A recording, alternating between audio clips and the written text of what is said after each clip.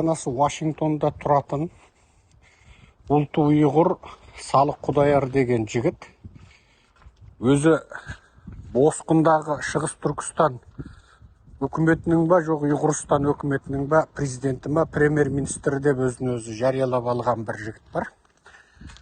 Сол жігіт Твиттерде мені жаппай қаралап, жалалап жатыр. Ағылшынша және қытайша. Мәселе қайда жатыр? Мен Твиттерде былай жаздым.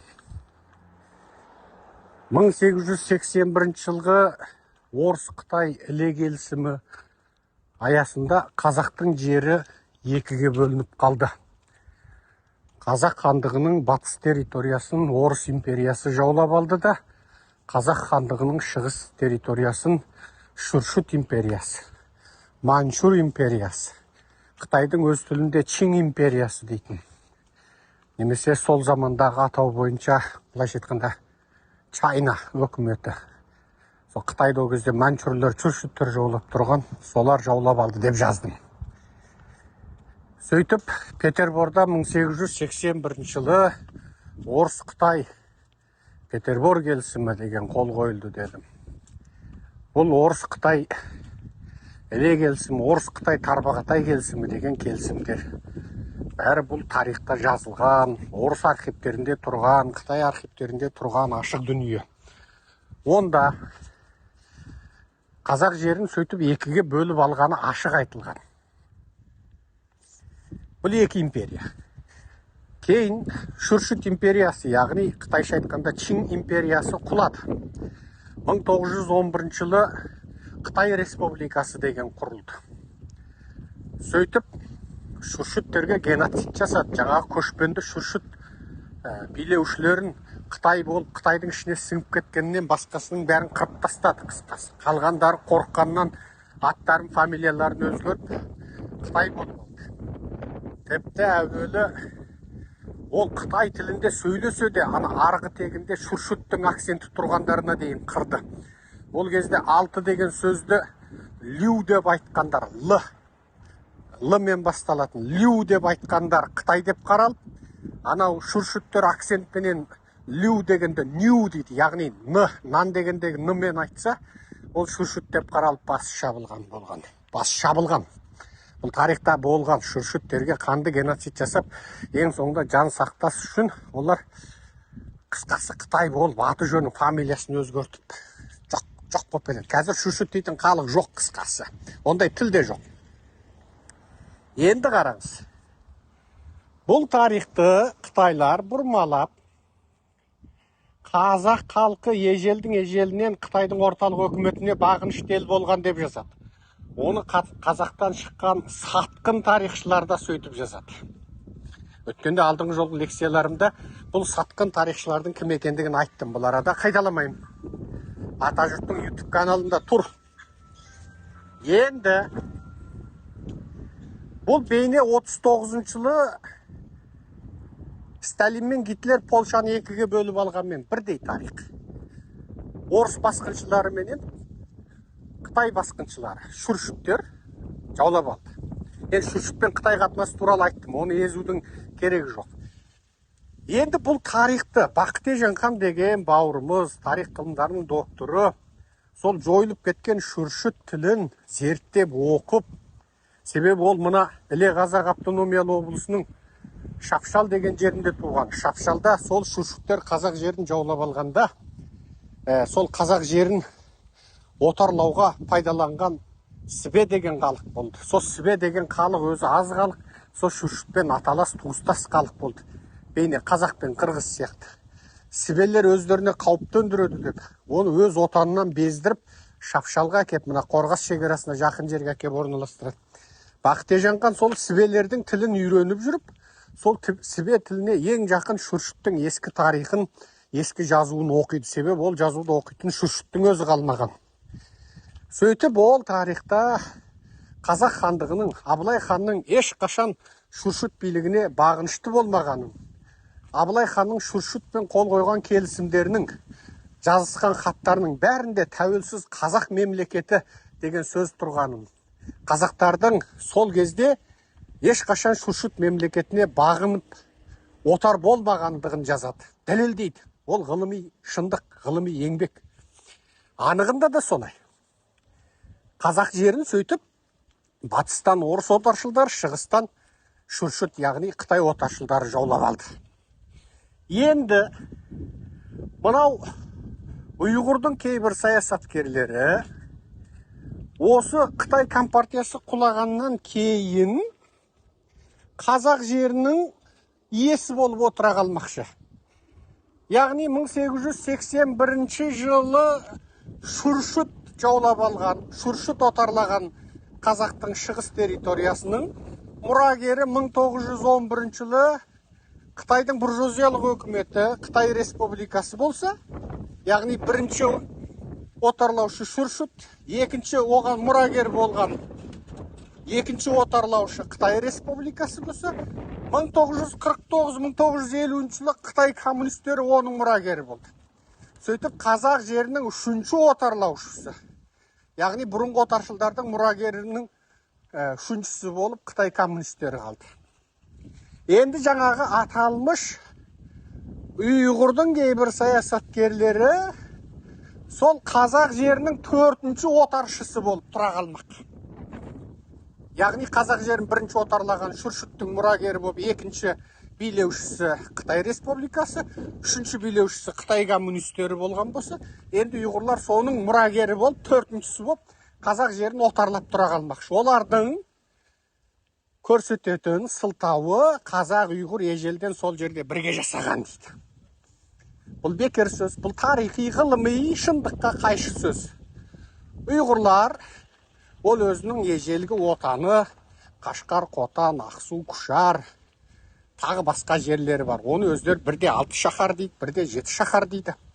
Бұлардың ұйғыр деген аты 1935 жылы ресми біртұтас біркелкілікке Шыңжаң өкіметінің бұйрығымен қолданысқа түсуден бұрын олар әр жерде сол Қашқарлық, Қотандық деп аталып жүрген отырықшы егінші халық.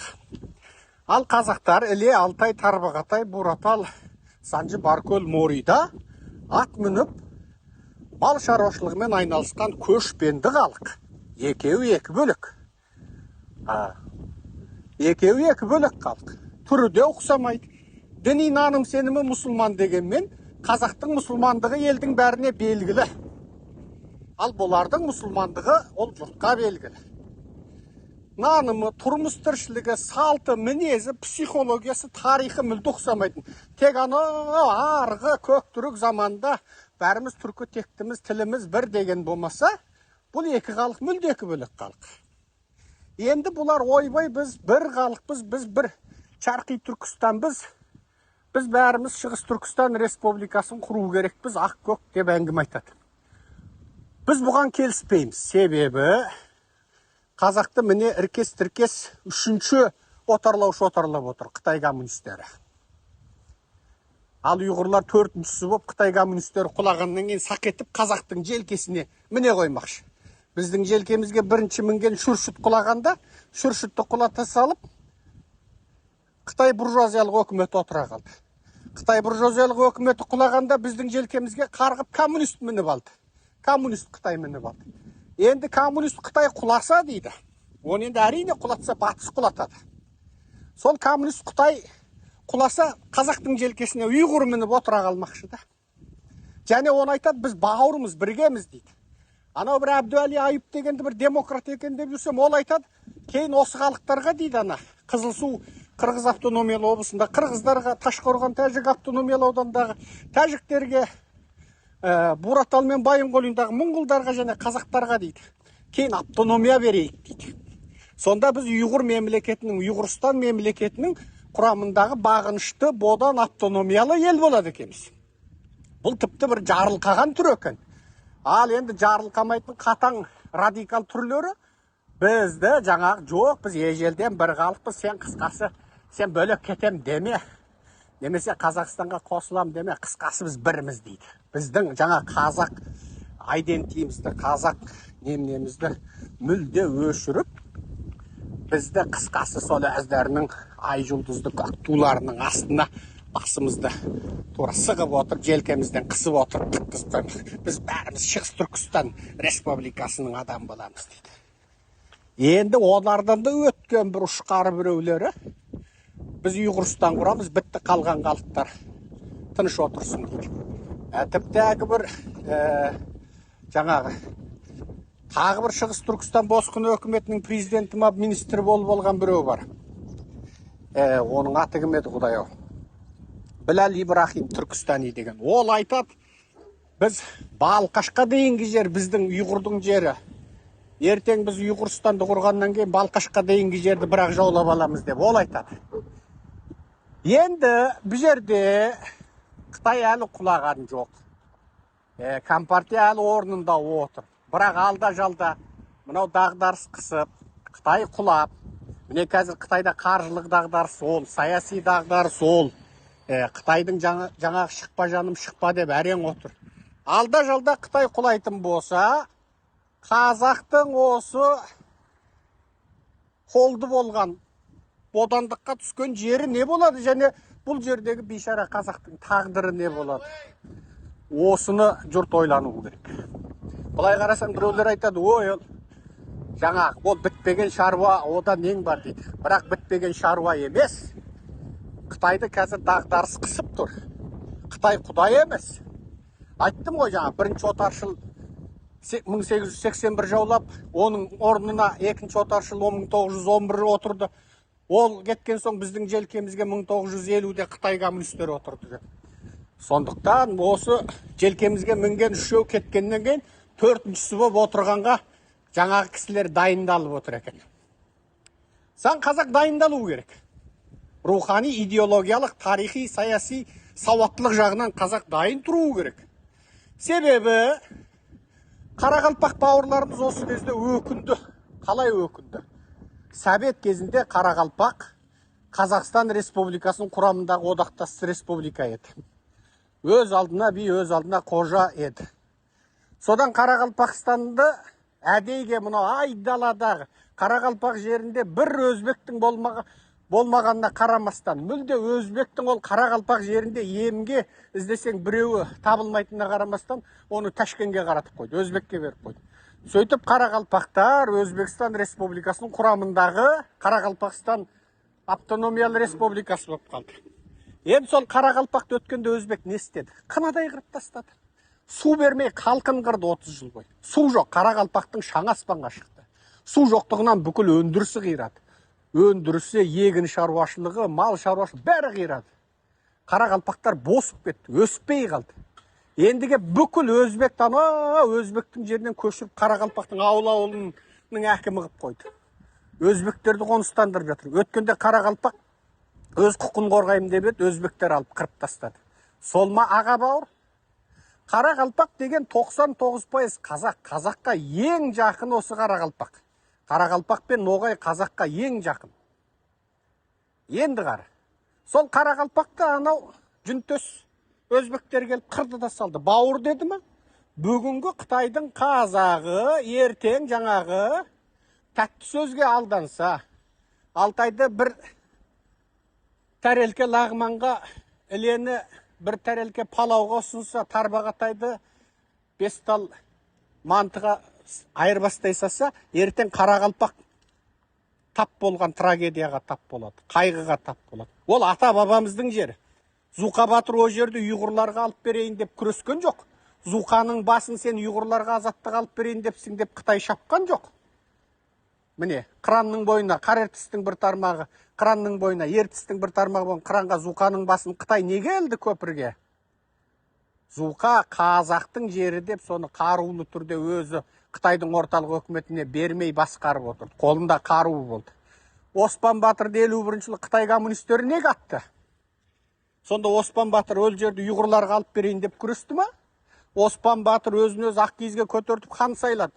Қазақтың соңғы ханы Оспан Батыр. Қазақтың соңғы ханы Кенесары хан емес, Оспан Батыр. Оспан Батыр өзін хан сайлады. Міне, сол Оспан Батыр со жерде мен Ұйғырстан құрайын деп педі? Ондай әңгіме жоқ. Сондықтан мынау Біз әрине ұйғыр халқына қарсы емеспіз. Олар қатты қырылып жатыр. Қытайлар оларға геноцид жасап жатыр. Міне концлагер құрып жатыр. Ұйғырлардың көрген қорлығы енді сұмдық енді. Адамзат тарихында бұлар енді қатты қырғындалған халықтың қатарында жатады. Бірақ біздің оларға жанымыз ашиды. Шығыс Түркістанда геноцид болғанда біз оларды мәселесін көтердік. Қаншама Қазақстанның ұйғырын түрмеден құтқардық. Қазақстанда қашып жүрген қаншама ұйғырға көмектестік. Тіпті анау Қытай концлагерінің қылмысын әлемге ашқан ұйғыр келіншек, ол қазақтың әйелі болатын. Соны Қытайдан құтқарған біз. Екінші Қазақстаннан құтқарған біз. Үшінші соны ашыққа шығарған біз. Біз ұйғыр халқына дос болмасақ жау емеспіз. Бірақ ертең анау Қытай коммунистері біздің желкемізден түскенде қарғып мініп, қазақтың желкесіне мінген 4-ші қожайын болып отырамын десе, оған келіспейміз. Осыны бүкіл қазақтың жастары дайын тұру керек. Бүгін ертең Совет құлаған сияқты Қытай құлайды. Себебі қазіргі Қытай өкіметі кешегі Совет өкіметінен күшті қуатты емес. 1991 жылғы Совет одағы дәл қазіргі 2023 жылғы Қытай Халық Республикасынан қуатты күшті болатын. 1991 жылы Совет одағының Африкада тағы басқа шетелдегі әскері бүгінгі Қытайдың шетелдегі әскерінен көп болатын. Экономикалық қуаты бүгінгі Қытайдан күшті болатын.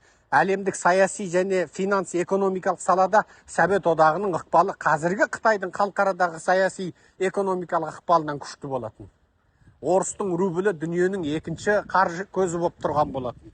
Мұнай мен газ арқылы бүкіл дүниенің экономика финансын ұстап тұрған болатын орыс. Қаруымен, ғылымымен дүниені меңгеріп тұрған сол орыс 91 жылы бірақ сәтте Құдайдың құдіретімен, хикметпен тасталқан болды. Ал бүгінгі Қытайда бірақ күнде таңертең тұрғанда құлайды. Оның хикметін, оның есебін бір жаратушы біледі, адам білмейді. Сондықтан қазақтың бүкіл жасы, мейлі Қытайдың ішіндегі, мейлі Қытайдың сыртында, Қазақстандағы, мейлі басқа Түркиядағы қазақтар осы күнге дайын болу керек.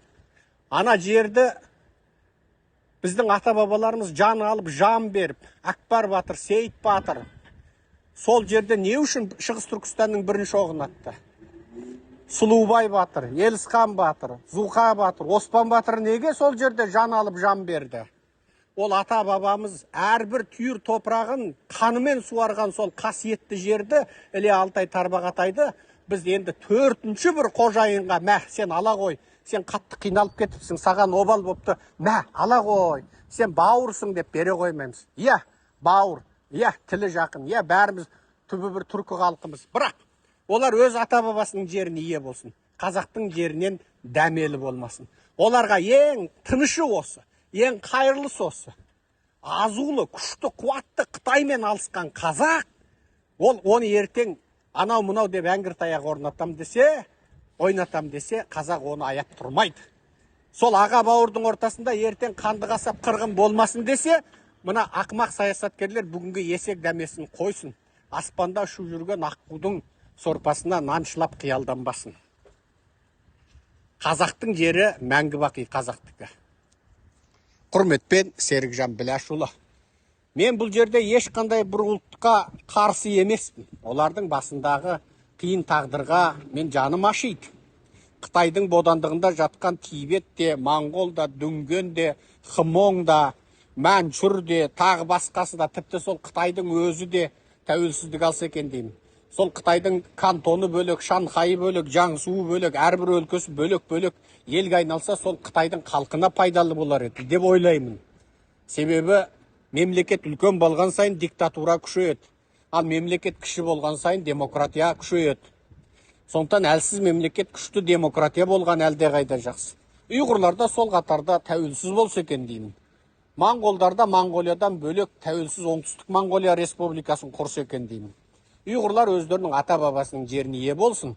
Мына қазақтың ежелгі жері Іле Алтай Тарбағатайдан дәмелі болып қиялданбай ақ қойсын. 2023 жыл 20 тамыз Америка.